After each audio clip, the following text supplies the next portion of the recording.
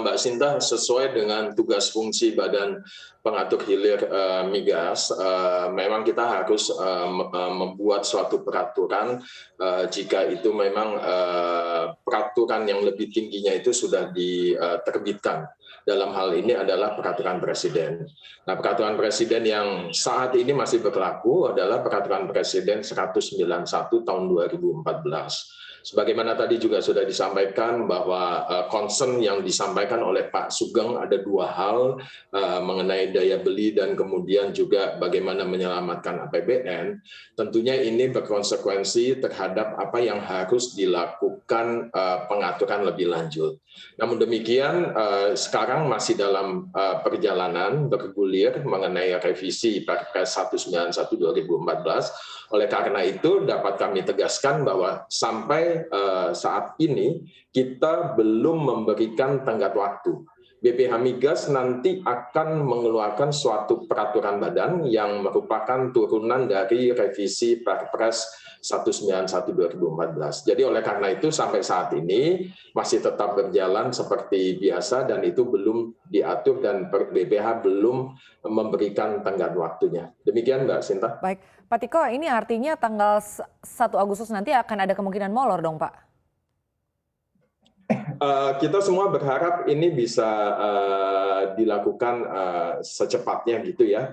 Soal waktu saya rasa kami tidak mempunyai wewenang untuk menyampaikan itu.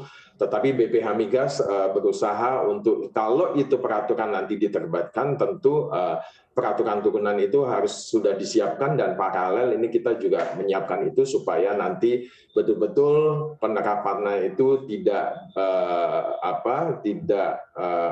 mempunyai rentang waktu yang panjang dari revisi peraturan presiden yang akan diterbitkan. Begitu Mbak Sinta. Baik, Pak Tiko, menurut Anda sendiri agar pengaturan ini bisa berjalan efektif diperlukan bantuan Pemda atau mungkin TNI Polri nggak sih Pak di lapangan prakteknya?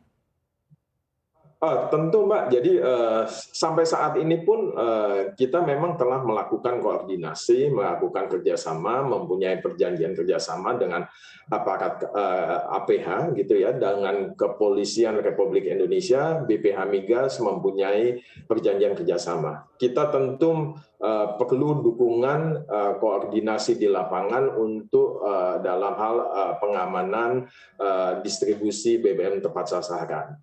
Pemerintah daerah dalam hal ini pemerintah provinsi maupun pemerintah tingkat 2 kabupaten, BPH Migas juga mempunyai perjanjian untuk bantuan pengamanan dan tentunya juga dalam hal pemberian rekomendasi kepada pengguna BBM subsidi yang tepat sasaran karena Pemprov, Pemda itu dilibatkan di dalam pemberian rekomendasi kepada siapa yang berhak dan kemudian berapa jumlah yang diberikan secara volume kepada penggunanya. Begitu Mbak Sinta. Sekarang kita ke Pak Sugeng, Pak, singkat saja Pak. Ya. Ini bila larangan pembatasan BBM bersubsidi ini molor dan juga realisasi subsidi terus meningkat begitu Pak. Apakah sebetulnya ada dukungan dari DPR untuk menambah kuota subsidi BBM Pak? Ya, mau tidak mau begitu. Kalau memang faktanya di lapangan adalah memang kekurangan. Ini Pertamina sebagai BUMN yang mendapat tugas menyalurkan BBM bersubsidi ini juga.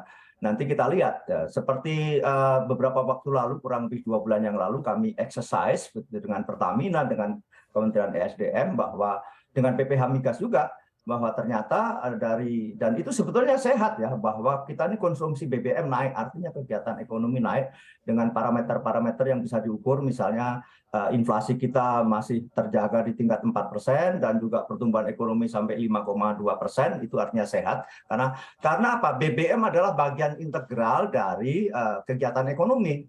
Nah, apalagi BBM ini yang waktu itu BBM yang disubsidi, itulah yang konsekuensi yang lain. Nah, gini Mbak, bahwa kenapa kita perlu tepat sasaran di subsidi ini dengan keterbatasan yang ada. Kita perkirakan ini harga-harga akan naik karena persoalan dunia yang memang belum kunjung pulih. Bahwa betul kita bersyukur ini harga crude mulai melandai di tingkat 97, 99 dan sebagainya. Mudah-mudahan nanti akan berhenti di titik equilibrium yang ideal